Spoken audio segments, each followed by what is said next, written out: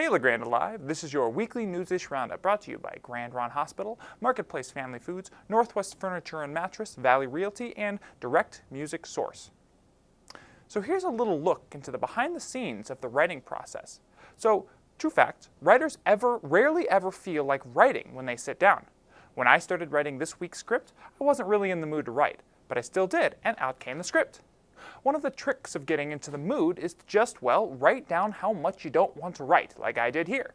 We're tricky little creatures, us writers, and you know where I learned that trick? As an English major at Eastern Oregon University. And speaking of EOU, hey LeGrand Alive, I'm up here at EOU, my alma mater. I studied here for almost 5 years and I graduated from here, and I loved every minute of my stay.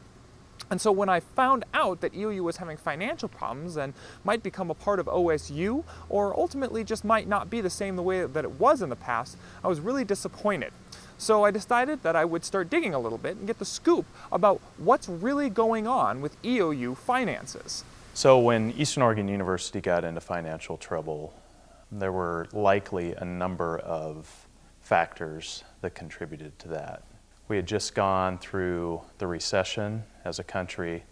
During the recession, enrollment increased at Eastern quite significantly because during a recession, oftentimes what individuals will do will go back and further their education. As Tom mentioned, it was a mix of different activities that came together, different events that came together, flowing from the downturn in the economy, and when you start having to see increased numbers of students on campus, you have to serve those students. It's very important to do that. And so you hire folks to fill that gap, if you will. And then at the same time, we saw some downturn in terms of how much money we received from the state as well. So that, increasing demands with decreasing revenues, no matter how you receive them, makes it harder to manage around a situation. Since then, there's been a tremendous amount of work to rebuild the financial stability of the institution. And the good news is we're on very solid footing now.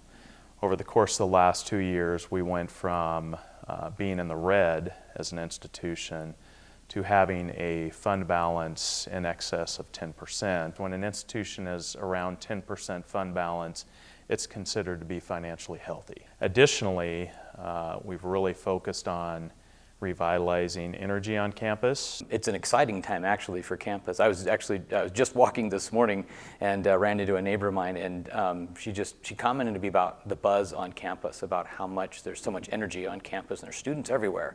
And that's great to hear that people in the community are seeing that as well.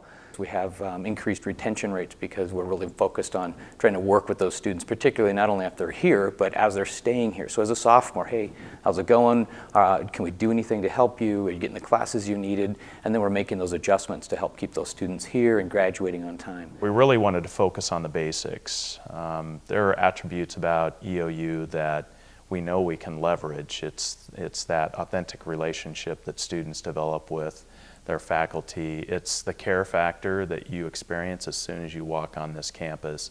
It's the beauty of this campus. It's the fact that we're in a natural environment that is arguably second to none. Ultimately, what I hope to really develop specifically to LeGrand is a college town atmosphere. One of the avenues for that to begin to happen is athletics. Another thing that we sponsored this year that I'm excited about seeing develop even more is the Eastern Oregon Film Festival, a way to really enhance the arts in the community beyond just here on the campus. All those things help lead to what are we doing that it's right to help serve the region and serve the students in our community, and it's paying off. It's exciting to work with a governing board that's really focused on Eastern, not a governing board that is across the other side of the state that is there to work with us, but they were also managing or helping manage 6 other institutions. Our board is looking just at what's happening at Eastern, and I think that's really healthy. That's something that we can then work with and respond to. well, I think everyone's stinking glad to hear that, EOU. Because if you weren't around, where would I have gotten these fabulous writing and movie-making skills? Who would have taught me how to write even when I'm not in the mood?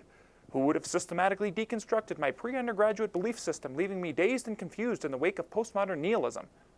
I should probably stop reading so many books. Anyways, you want to know where you won't find postmodern nihilism?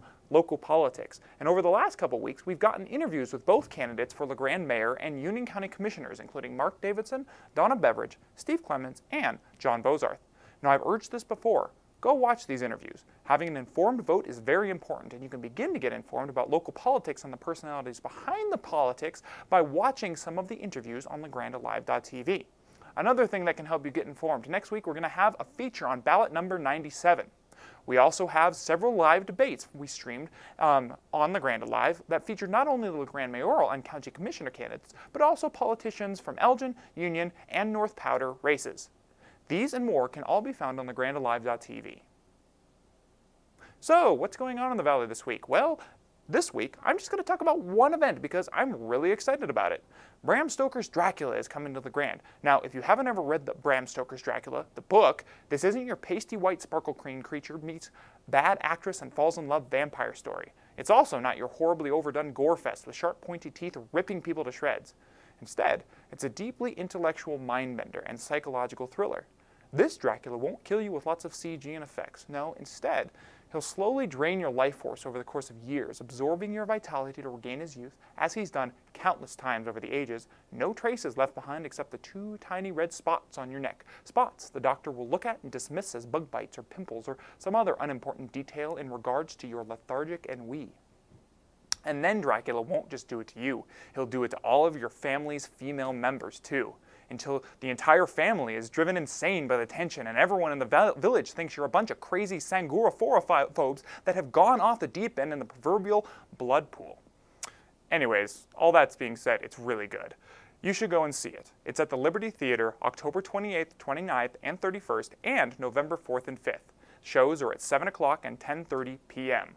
Come in and get a scare. In sports, the LHS Tigers lost to Ontario last week, 26-42. And as such, they're playing Malala at home this Friday for their first postseason game of 2016. Steve Hendricks got the opportunity to chat with the coach of the LHS Tigers this week about this could-be last game of the season. Greetings and welcome to Sports Roundup. I'm Steve Hendricks. We talked with head coach Harold Shannon of the LeGrand Tigers football team, and he had this to say about Ontario's contest last weekend. I told the players after the game in the end zone that I loved their effort, their attitude. I mean, everything. They just played better than we did. And so I told them I was very proud of the way they played. And if we get that kind of effort again, we're going to be fine. Head coach Shannon told us a little bit about his personal favorites reflecting back on the 2016 season. I personally was very satisfied with the way we bounced back from going 0-4. Because I know a lot of teams with less character would just kind of call it a season. You've already lost 4 games. What are you playing for right now? And this team never showed any even sliver of that. They came to play that 5th week. They knew they were going to get down to business, and it was super satisfying to have them come out against Mac High in that 5th game, against the Dowels, and just turn it on. I was so happy for them to kind of turn that leaf over. So Friday night, the Tigers of LeGrand take on Molalla, who is traveling about 300 miles to get here to Tiger Stadium to compete this weekend. Coach Harold Shannon told us a little bit about how they prepare. They seem to be very physical up front, especially on defense. Their defensive line is very physical. They have a quarterback who throws really good short balls. He makes good decisions with the ball. He also is a good runner. He likes to tuck the ball and run. They have a running back who's small but extremely quick, and they like to run him to the outside edge. So we've been practicing against that. Defensively, they play a lot of man cover. And so we've been prepping for that, and so we've just been doing some things like that. And then also, it's playoff. They haven't seen us year after year, and so it's always nice to have some kind of little wrinkle, like I say, in the toolbox, something that you practice every once in a while and then just pull out and say, hey, I know you haven't seen this one, take a look. And so we've done a couple things like that. We'll look forward to seeing you at 7 o'clock this Friday night as Molalla comes clear across the state to take on the LeGrand Tigers at Community Stadium.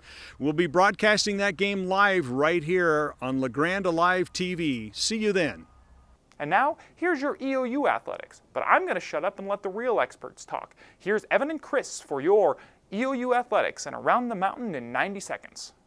I'm Evan House. And I'm Chris Duarte of EOU Athletics. This is Around the Mountain in about 90 seconds.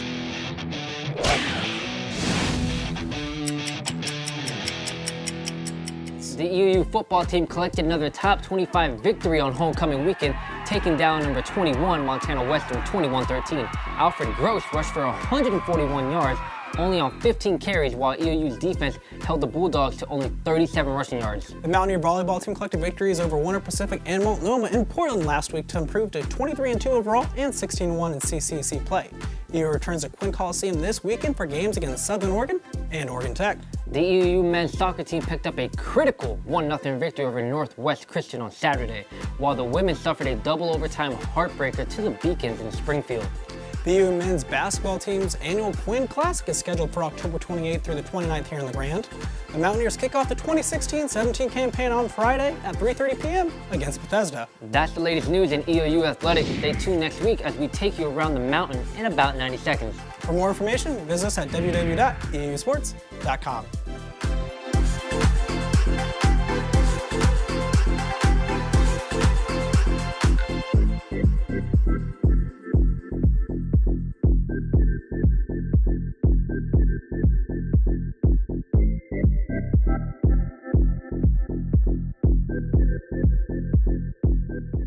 And that's your weekly Newsish Roundup. This roundup was brought to you by Marketplace Family Foods, Grand Ron Hospital, Northwest Furniture and Mattress, Valley Realty, and Direct Music Source. Tune in for more local content. I'm Will Bowman.